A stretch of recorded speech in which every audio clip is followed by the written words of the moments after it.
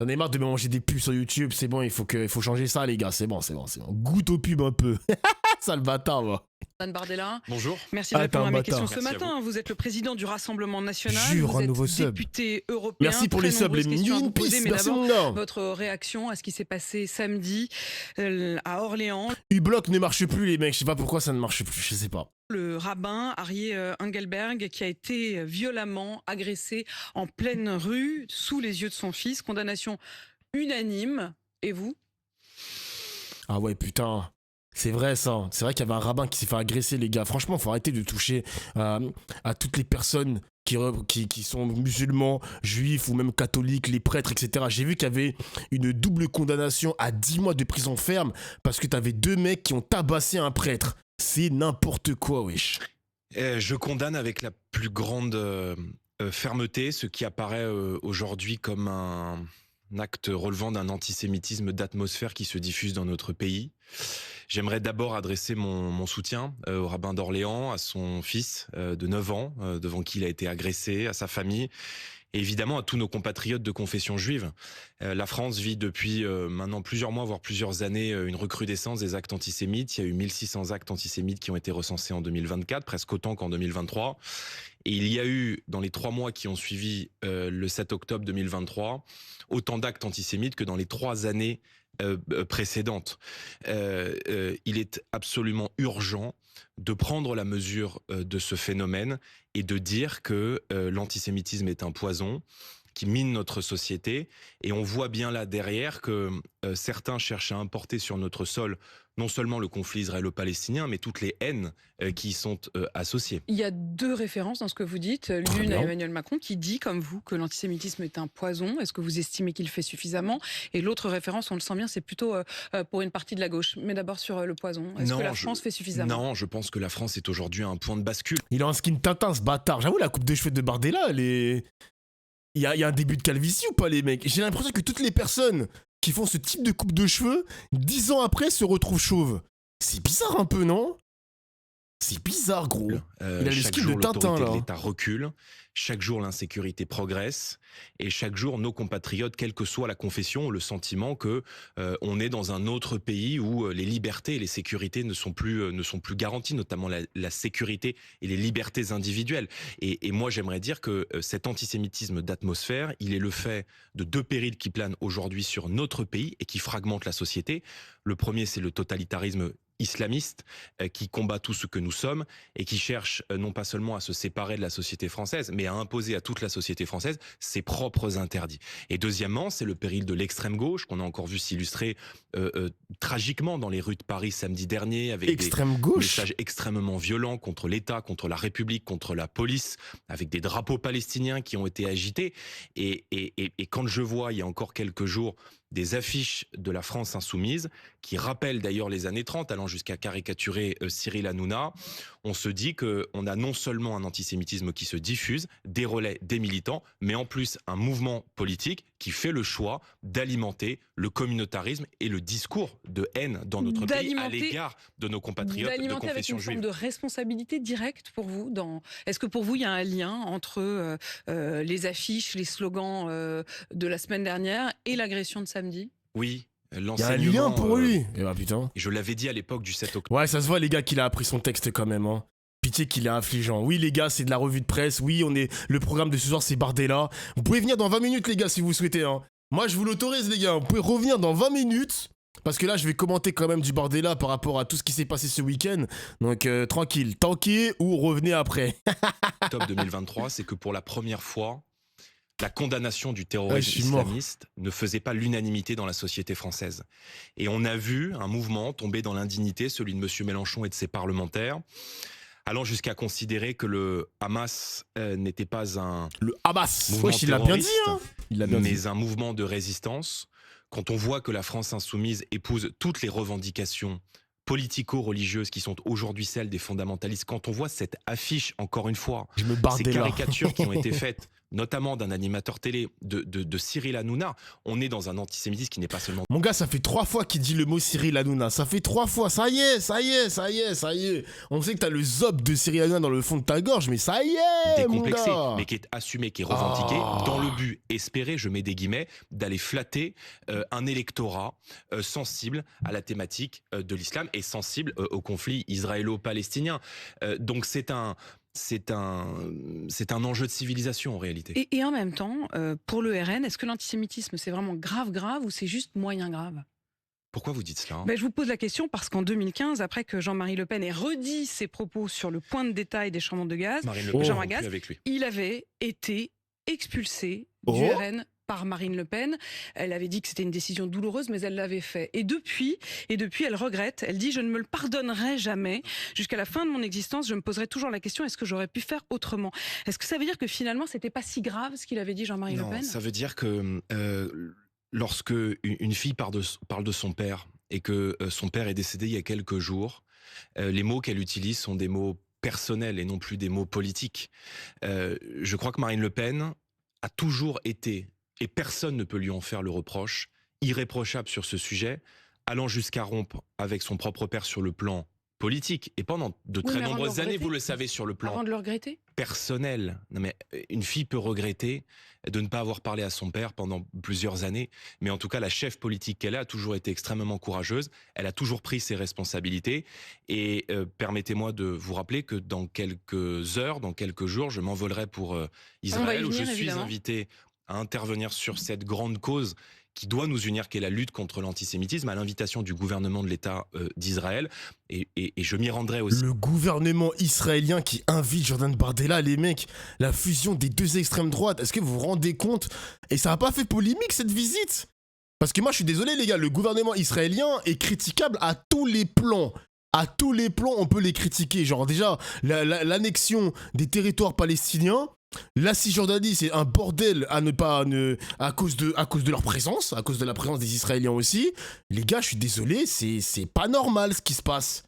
C'est pas normal.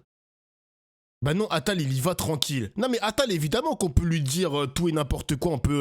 On peut dire que frérot, qu'est-ce que tu fais en Israël et tout. Mais le fait que Bardella, il accepte que le gouvernement israélien lui envoie une invitation et il accepte cette invitation-là, je me dis, putain, si les médias ils font pas leur travail, c'est chaud quand même, hein. Faut attraper sa veste là, les gars, c'est pas normal ça. Aussi comme un acte de solidarité à l'égard d'une nation qui lutte non seulement pour sa sécurité, mais qui lutte, comme nous devons lutter ici, contre le fondamentalisme islamiste et contre le terrorisme. Donc le Rassemblement national, et je le dis très clairement, n'est plus le Front National. Le Rassemblement national n'est pas le Front National. Et si précisément il y a eu cette rupture que vous évoquez en 2015 entre Marine Le Pen et son propre père, c'était en très grande partie en raison et à raison de la question. Ce qui veut dire que les regrets ne sont que des regrets d'une fille vis-à-vis de son père, mais sur le fond, est-ce que vous dites ce matin, Jordan Bardella, qu'il fallait l'exclure, qu'il n'y a pas de regret à l'avoir exclu? Mais il le fallait, et Marine Le Pen n'avait aucun autre choix.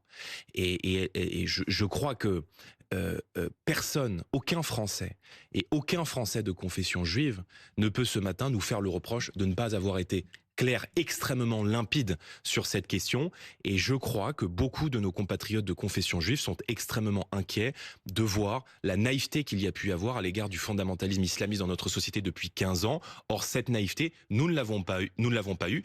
Et le temps n'est plus aujourd'hui aux demi-mesures. Il est aux mesures claires, courageuses, fortes. Et pour mettre nos compatriotes de confession juive à l'abri des violences et à l'abri de l'insécurité, comme tous les Français, il faut lutter et mener une guerre totale aux islamistes et à l'islamisme, que ce soit en France, en Europe ou partout dans le monde. Vous dites, Jordan Bardella, que vous partirez effectivement en Israël demain, à l'invitation d'un des membres du gouvernement. Vous dites également que le RN... C'est un genre de greenwashing religieux. Oui, c'est ça. Hein. Après, les gars, peut-être que quand il sera en Israël, il y a peut-être moyen, parce que comme là-bas, c'est semblant de démocratie, il y a des opposants à Bardella, évidemment, les gars. Il y a des Français, il y a des Franco-Israéliens en Israël.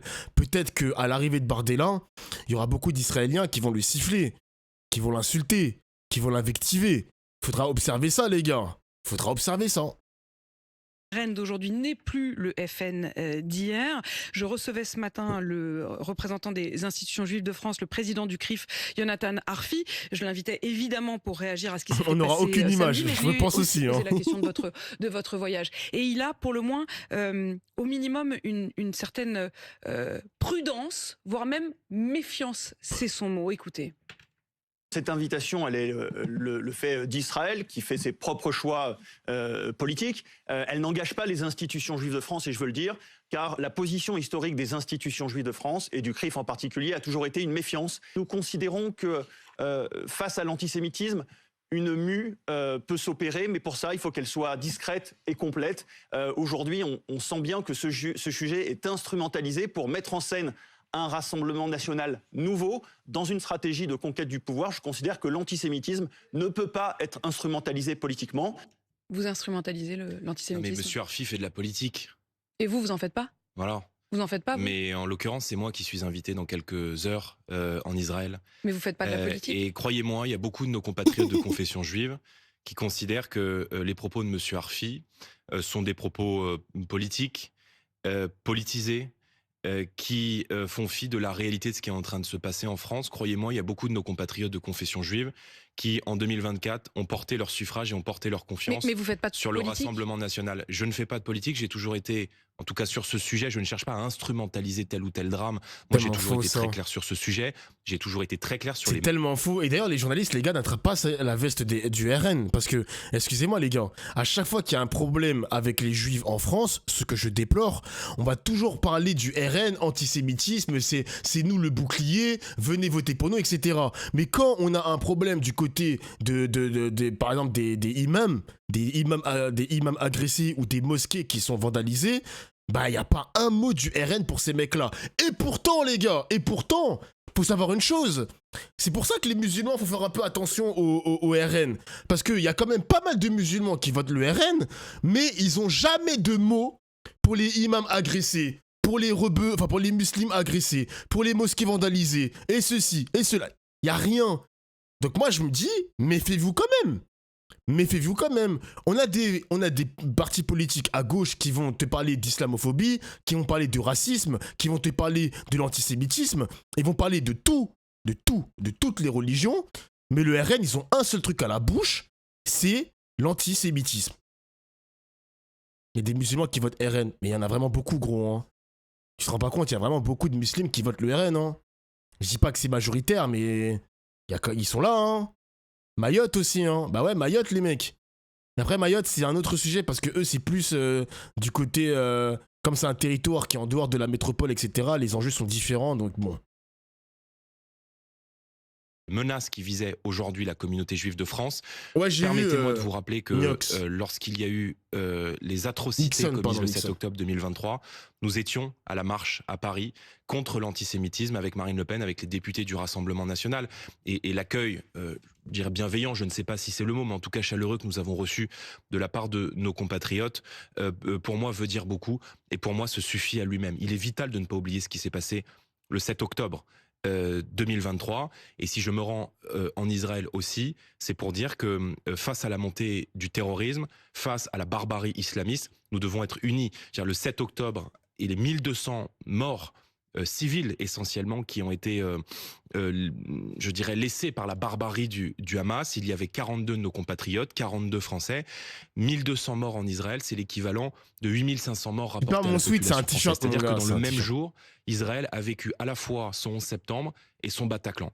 Et donc je crois que le devoir de la France est non seulement de dialoguer avec Israël, mais d'entretenir des liens étroits sur le plan diplomatique, économique et sécuritaire avec toutes les nations du monde qui luttent pour leur sécurité et qui luttent contre le terrorisme islamiste. Le reste, si vous voulez, c'est de la politique politicienne. Je pense, mais vous peut-être pouvez entendre à tort, malaise. Moi, ce qui me met mal à l'aise, c'est parce que certes, vous avez changé de nom, mais c'est le parti de Jean-Marie Le Pen. Vous-même, vous aviez eu du mal, je me souviens, vous avoir interrogé plusieurs fois. Vous aviez eu du mal au départ à dire de Jean-Marie Le Pen qu'il était antisémite. Vous aviez fini par le dire, reconnaissez qu'il y avait un malaise. Non, mais Jean-Marie Le Pen est le père de Marine Le Pen.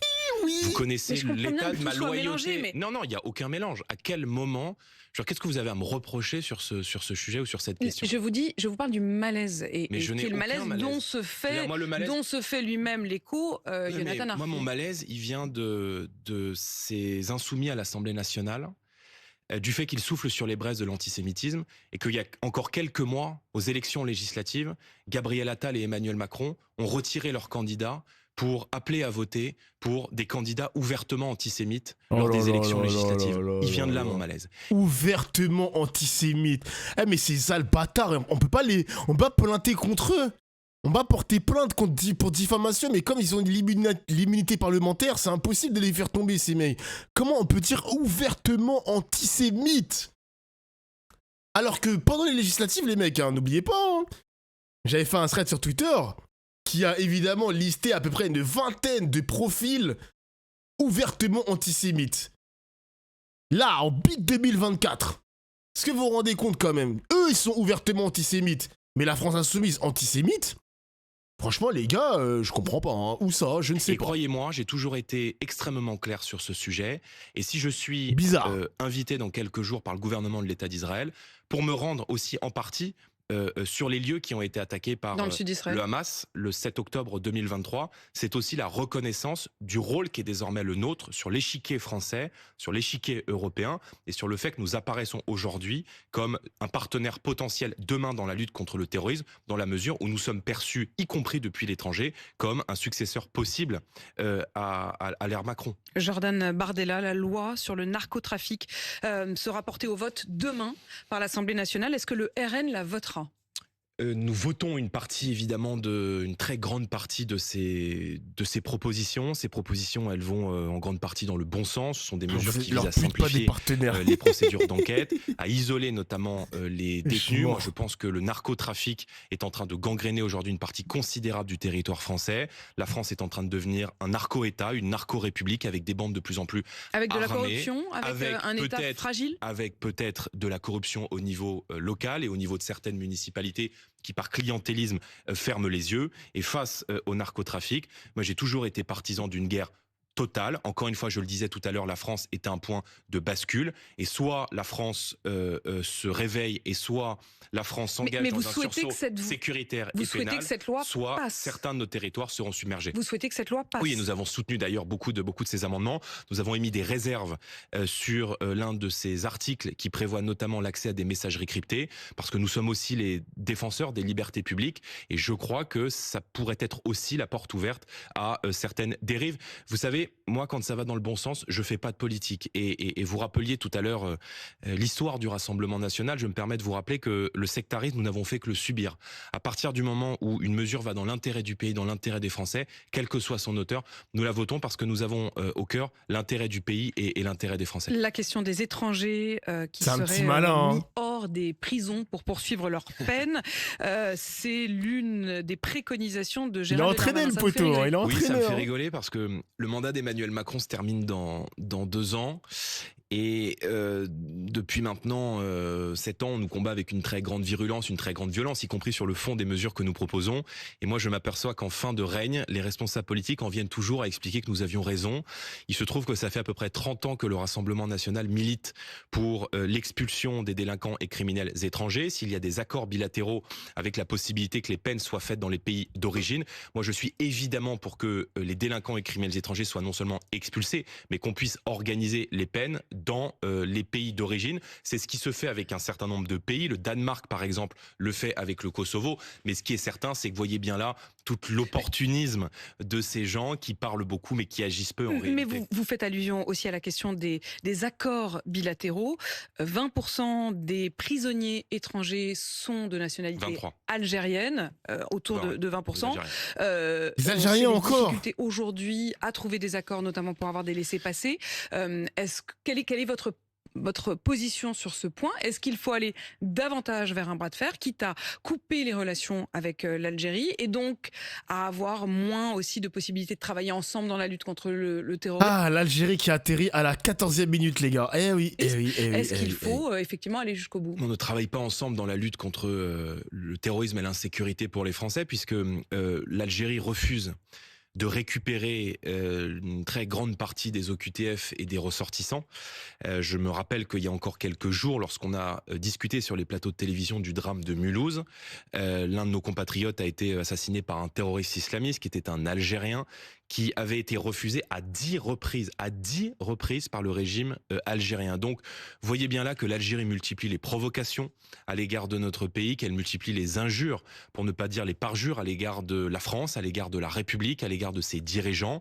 Et je pense que il ne s'agit plus désormais de discuter d'une riposte graduée, mais de prendre des mesures extrêmement fermes. Je suis favorable à ce que nous abrogions les accords de 1968, qui non seulement facilitent l'immigration algérienne en France, mais qui facilitent l'installation de ressortissants algériens en France, premièrement. Deuxièmement, à ce qu'il n'y ait plus aucun visa qui soit délivré non seulement à des ressortissants diplomatiques, mais tout court à des ressortissants algériens, tant que l'Algérie refusera de récupérer ses ressortissants.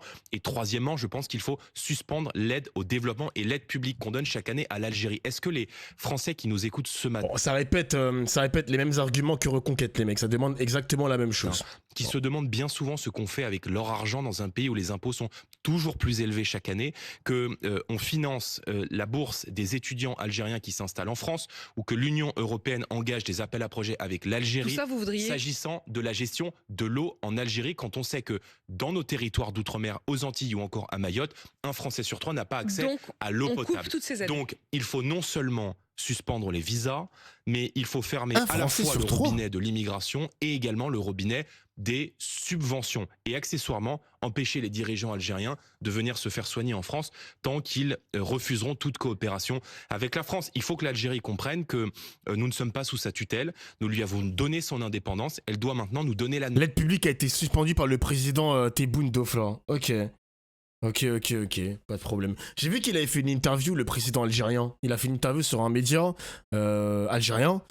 C'était ce week-end, je crois. Jordan Bardella, officiellement, le conclave sur les retraites se poursuit, mais il n'y aura pas de retour de la retraite à 62 ans. Voilà ce qu'a dit François Bayrou. Vous continuerez à le soutenir? Vous continuerez à soutenir le gouvernement François Bayrou, ou est-ce que vous pourriez le censurer? Nous pourrions parfaitement le censurer, parce qu'en réalité, ce gouvernement, c'est beaucoup de bruit et très peu d'actes. Et les grands sujets quotidiens des Français, qu'il s'agisse du pouvoir d'achat, de l'insécurité ou du contrôle de l'immigration, ne sont pas réglés. On entend les annonces, les opérations de communication du ministre de l'Intérieur. Je me permets de vous rappeler que l'immigration est en augmentation s'agissant des titres de séjour légaux par rapport à 2023, et que nous avons accordé en 2024, et c'est ça la folie qui est en train de se passer, 19,7% de visas en plus à l'Algérie en 2024 qu'en 2023. Donc voyez bien là que entre ce qui est dit pour amuser la galerie et ce qui est fait, les attentes quotidiennes des Français ne sont pas réglées. Vous pourriez censurer, et sans tarder? Où on pourrait censurer évidemment sans tarder. Je veux dire, c'est vrai les gars, j'ai un truc à vous dire. C'est vrai les gars que la censure ça date un petit peu, hein. Vous vous rappelez les gars, au tout début de la rentrée jusqu'à novembre, décembre, il y avait la menace de la censure, etc. C'est un qui était assez intéressant à suivre en stream, mais là maintenant c'est terminé tout ça, hein. D'ailleurs les mecs, notez bien dans votre agenda, dans 7 jours, on aura la réponse définitive de est-ce que Marine Le Pen sera inéligible pour la présidentielle de 2027 ou pas. Je pense qu'il y aura un stream spécial les mecs, hein. Il y aura un stream spécial pour savoir si Marine Le Pen sera présidente, pourra candidater pour la présidentielle ou non. Et l'autre calendrier, bah les mecs, ce sera le mois de juin, hein. Le mois de juin, bon, c'est un petit peu loin quand même, hein, c'est un petit peu loin. Mais est-ce que Macron va dissoudre l'Assemblée encore une fois ou pas du tout? Et autre chose, est-ce qu'on aura une censure? Est-ce que la menace de la censure va revenir ou pas? Je sais pas, hein. Je sais pas. Ça commence à faire peur les mecs. Les urgences quotidiennes des Français. C'est en juillet la dissolution? Ah, je crois que c'était juillet, t'as raison. C'est juillet, pas juin. Un certain nombre de victoires qui sont des victoires idéologiques, mais qui sont surtout des victoires concrètes pour les Français. Si au mois de janvier, 24 millions de Français ont reçu un mail leur indiquant que leur facture d'électricité allait baisser de 15%, c'est grâce au Rassemblement national et c'est grâce aux concessions que nous avons obtenues dans le cadre de la première censure. Donc nous ne sommes pas au pouvoir, nous sommes peut-être dans une marche intermédiaire, nous allons continuer de nous battre. Et moi, je continue à réclamer une dissolution à l'automne parce que je pense que rien de sain ne peut émerger de ce paysage politique et que précisément notre devoir, c'est de nous tenir prêts. Et le devoir des Français sera de choisir au moment où il le faudra. Et c'est ma question, est-ce que vous êtes prêts? Mytho. C'est mon devoir de l'être. Et nous travaillons Non, mais je veux dire, est-ce que vous êtes activement prêt, pour nous y vous, préparer. Jordan Bardella? Après, j'espère que Marine pourra être candidate parce qu'on est juste on est juste dans un pays sexiste qui refuse une femme au pouvoir. Alors, ça ne m'intéresse pas d'avoir Marine Le Pen, les mecs. Hein. Marine Le Pen, femme ou homme ou je ne sais pas quoi, ces idées de merde, franchement, on peut s'en passer, les gars. Vraiment, ça ira. Hein. Ça ira vraiment. Hein. Bardella.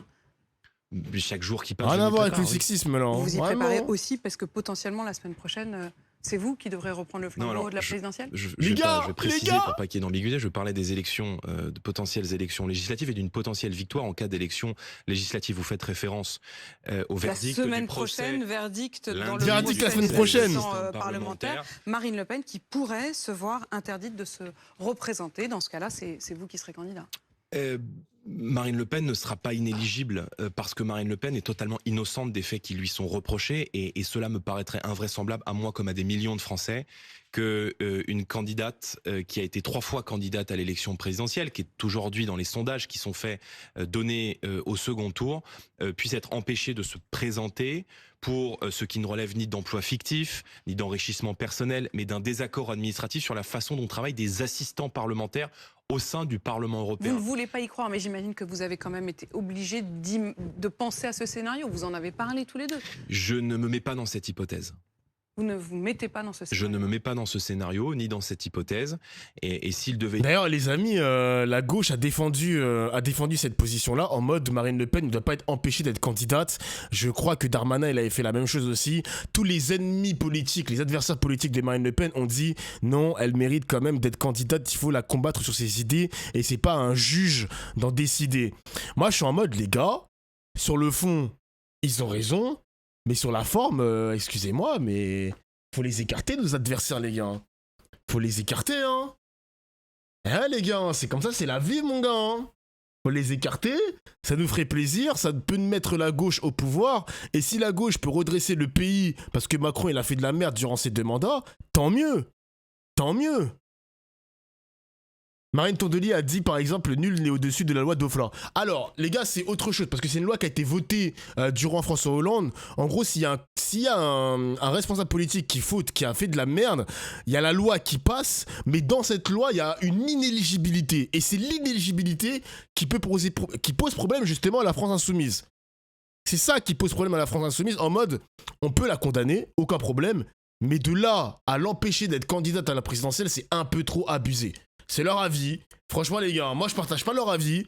Mais moi, je suis en mode, sans la forme, faut écarter nos adversaires, c'est tout, c'est comme ça, frère. Voilà. Voilà.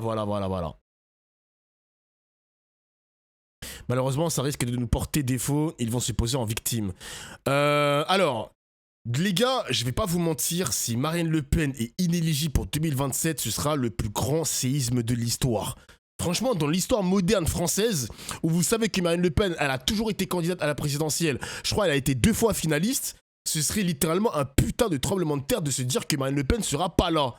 Quand je dis tremblement de terre, je dis médiatique, ça va faire la une des journaux, ce sera la une aussi des journaux européens, j'en sais rien. Mais les gars, ce serait une tempête, ce serait un séisme. Ça fait comme François Fillon, comme DSK, exactement les gars, exactement. Ce serait la joute verbale ultime, hein.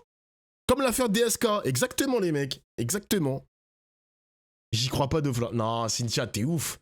Tu retires Marine Le Pen de l'échiquier politique, c'est un séisme. Hein. Je vous jure que c'est un séisme. Hein.